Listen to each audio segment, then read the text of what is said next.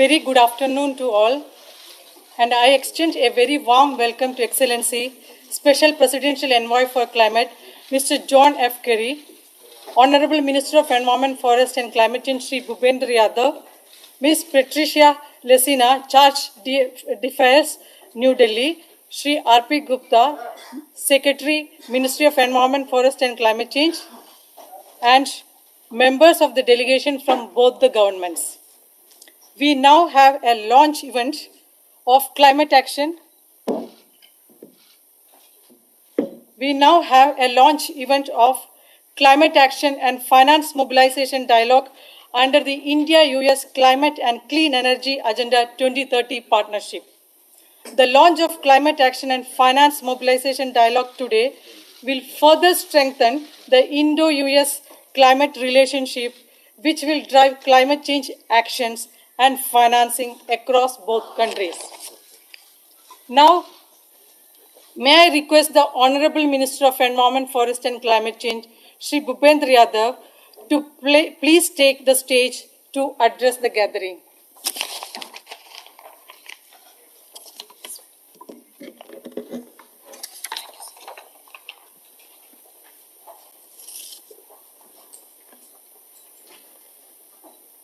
Excellency John Kerry, distinguished guests, I once again welcome Special Presidential Envoy for Climate, Mr. John Kerry, his team, and my Indian colleagues to the launch of Climate Action and Finance Mobilization Dialogue. As we all know, climate change is one of the biggest global challenges of the country. It is multidimensional, visible, goes beyond national borders, and so it requires a global response. India is committed at the highest level of combat climate change and also for meeting its commitment made to the international community under the Convention and its Paris Climate Change Agreement. The government is addressing challenges posed by climate change through its several key initiatives. We are working proactively in promoting low carbon and sustainable lifestyle, and our action translates into India's multiple policies and programs aimed at synchronizing development and climate change action at national, state, and local levels. The India economy is becoming greener through this conscious action, and there are efforts to enhance energy efficiency across the economy, increase the share of renewable energy in the national mix, and enhance forest and tree cover, while simultaneously meeting India's development challenge in a sustainable manner. India's climate action are rated high in many independent assessments. India has achieved reduction of 24% in emission intensity of its GDP between 2005 and 2016, thereby achieving its pre-2020 voluntary target. India's NDC has been rated as 2 degrees Celsius compatible. India's Honorable Prime Minister has further announced the aspirational target of renewable energy capacity of 450 gigawatt by 2030. India's total forest and tree cover is 24.56% of the total geographical area of the country, and it is increasing. We are moving ahead to achieve targeted forest and tree cover of 33% of total geographical area. India's forest and tree cover from 2009 to 2019 is 23,608 square kilometers. In the last two assessments of 2017 and 2019, there is an increase of 5,188 square kilometers in forest and tree cover. Under the able guidance of Honorable Prime Minister and his vision of energy justice, India sees hydrogen as a future energy driver. Toward this, we have launched the National Hydrogen Mission. I am fully confident that today's initiative under India-US Partnership Agenda will further help us in strengthening our climate action.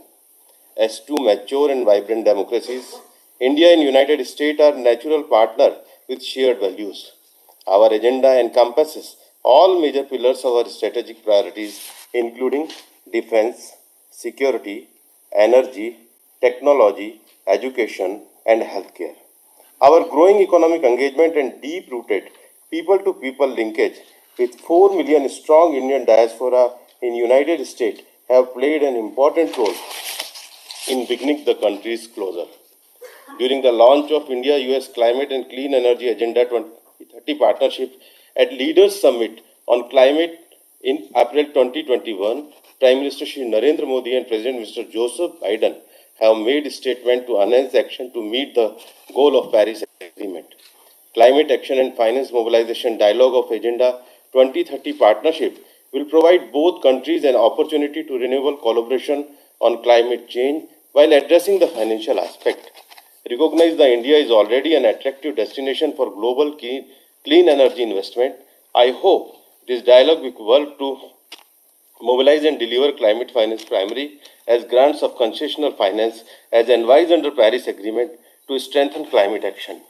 I believe this dialogue will not only strengthen India-US bilateral cooperation on climate and environment, but also help to demonstrate how the world can align swift climate action with inclusive and resilient economic development, taking into account national circumstances and sustainable development practices. Thank you.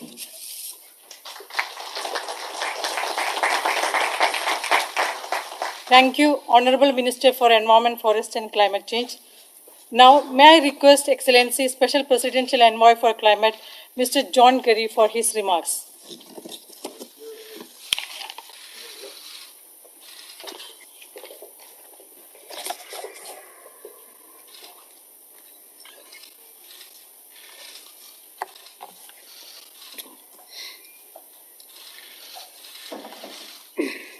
Good afternoon, everybody. Is this ta-da, ta-da, ta-da? Thank you. Good afternoon, everybody. It's a great pleasure for me to be back in India, and I want to thank Minister Yadav for hosting this exciting event for the launch of the U.S.-India Climate Action and Finance Mobilization Dialogue.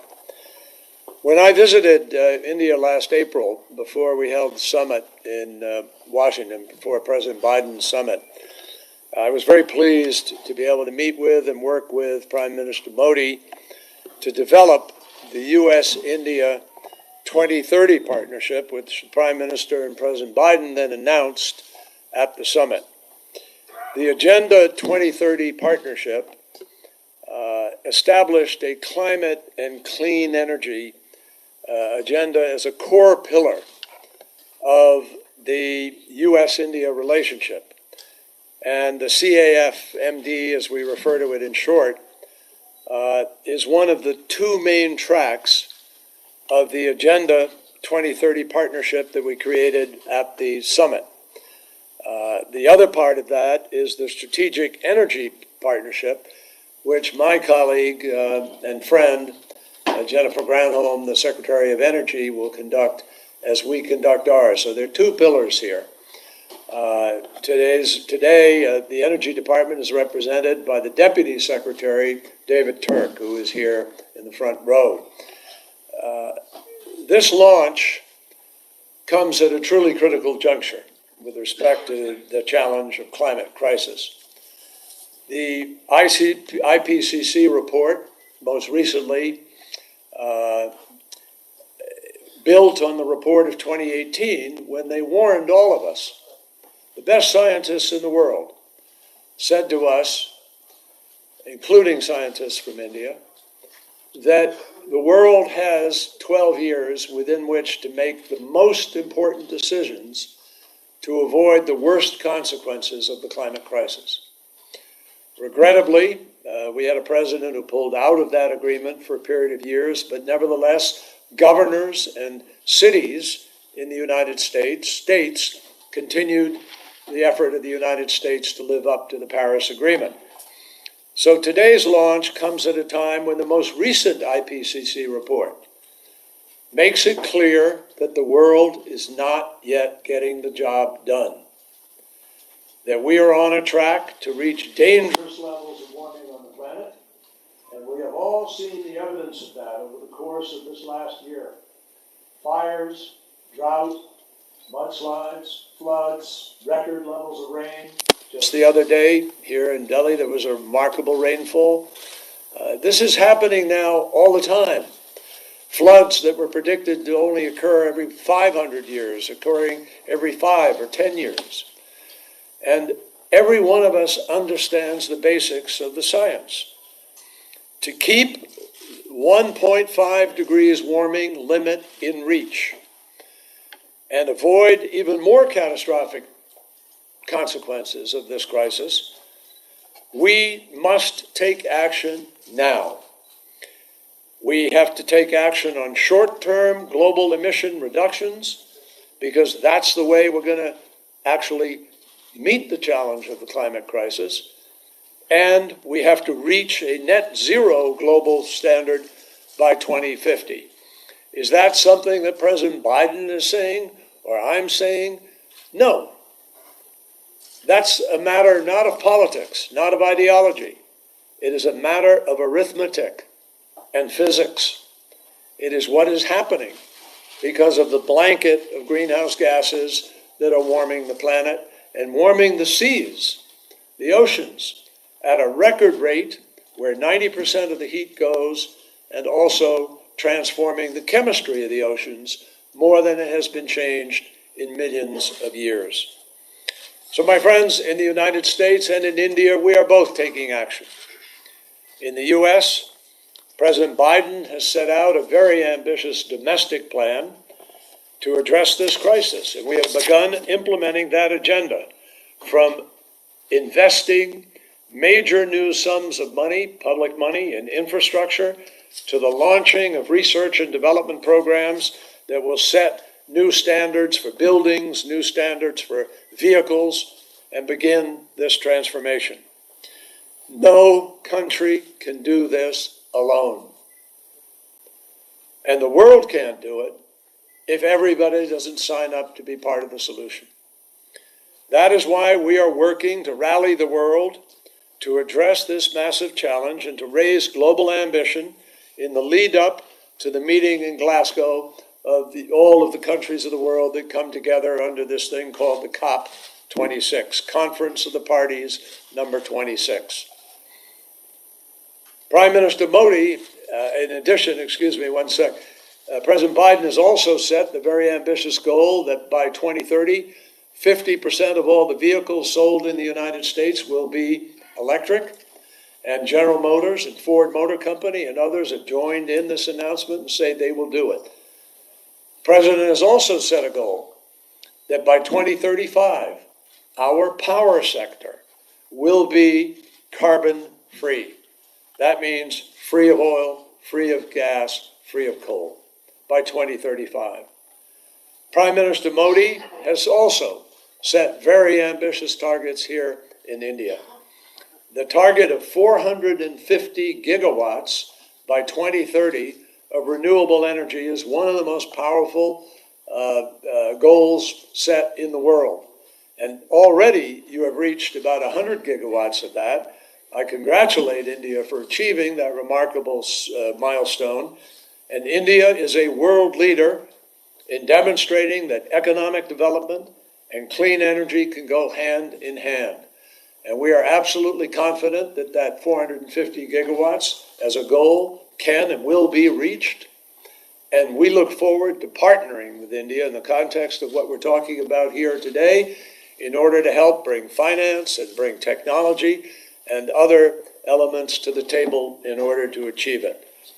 India is a world leader in demonstrating economic development, and clean energy is not a zero-sum choice, one or the other. You can do them both at the same time. I look forward to seeing this ambition, hopefully given its proper due credit at the COP in Glasgow. In order to achieve this climate action and finance mobilization dialogue that we're announcing today will serve as a powerful avenue for U.S.-India collaboration. There will be three pillars to this, three pieces. One, first, through the climate action pillar, we will develop proposals together that can contribute to curbing emissions during this critical decade all across the economy, our economies. In the power sector, this means a roadmap to achieve the 450 gigawatt renewable energy target and across transportation, buildings, and industry, it means charting pathways for a clean transition. Second, through the finance mobilization pillar, we will collaborate on attracting capital and enhancing the enabling environment to deploy 450 gigawatts of renewable energy capacity and demonstrate and scale innovative clean energy technologies and promote bilateral clean energy investment and trade. I will just say parenthetically, over the last months in the United States, the 6 largest banks in America have all of them publicly committed that over the next 10 years, they will invest a minimum of $4.16 trillion in this effort to make this transition happen. And I am confident that with other banks around the world, other financial institutions, with asset managers and investment funds, that it's going to be much more than the 4.16 trillion. So I'm very, very pleased that today we have such robust participation from across the Indian government in this launch of the Climate Action Finance Mobilization Dialogue. One of the things I left out, in addition to the 3 parts, the third is adaptation and resilience. And we're going to collaborate to build the capacity to measure and manage climate risks in those other sectors of the economy. And we're also going to be active on the protection of forests, which is a major responsibility of Minister Yadav. So, my friends, the reality is that Prime Minister Modi has been a tremendous leader in this, and we look forward to his visit to the United States in a few days when we'll have an opportunity to be able to discuss this further. There's never been a better time to invest in the energy transition. Renewable energy is cheaper than ever. In fact, it is cheaper to build a solar farm in India than anywhere else on the planet. And investors are now flocking to clean energy all around the world. And the energy transition is already rebounding after the worst of the pandemic, and it is now on track to smash the pre-pandemic record of $8.4 billion invested in 1 year. Clean energy represents, and I want to emphasize this, the choice we face about dealing with climate is not a choice between your quality of life and dealing with climate. You have one or the other.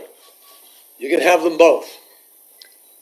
If we deal with the climate crisis properly, we will have better health, less cancer, less air pollution, more security, and we will have a stronger economy with many, many more jobs as we build out our energy grids, transition our transmission lines, build the energy economy of the future. Every economic study shows it is far less expensive to deal with the climate crisis now than it will be to wait for the future. So it's an enormous economic opportunity for all of us. And the International Energy Agency forecasts that if India seizes the clean energy opportunity, which it is, it could become the world's largest market for batteries and solar panels.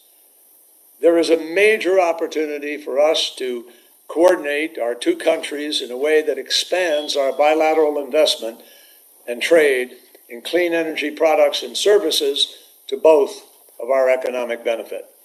So beyond just deploying renewable energy, my friends, we need to develop, demonstrate, and scale up emerging technologies that will be crucial for the net zero transition. Let me just emphasize that. Even if we get to net zero by 2050, the job isn't over. We will have to suck some 1 trillion tons of carbon dioxide out of the atmosphere in order to prevent future damage. And already our laboratories are very busy working on new technologies to be able to do that, direct air carbon capture. And I am confident that we're going to develop that capacity. The IEA tells us that roughly half the emissions reduction needed for net zero by 2050 will need to come from emerging technologies not yet ready for the commercial markets. That's an incredible future. So I look forward to our very robust collaboration through the new Climate Action and Finance Mobilization Dialogue, and I am absolutely convinced that through this partnership, India and the United States can set an example for the world how swift climate action with inclusive and resilient economic development can bring the world closer to our goals and build stronger economies for all of us. Thank you very much for the pleasure.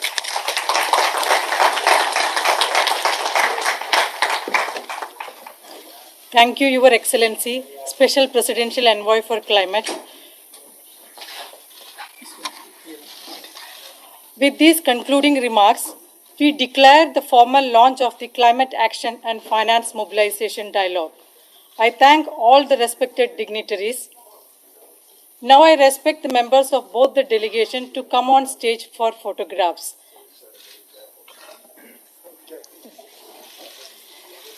Meanwhile, I request everyone in the auditorium to please remain seated where they are till the dignitaries move from the auditorium. Thank you.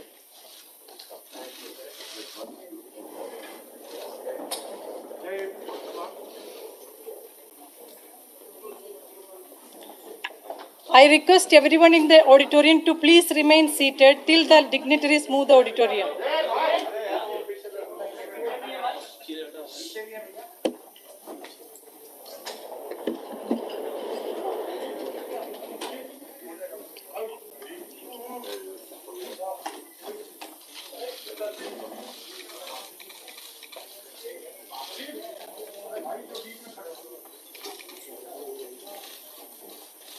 Thank you all very much.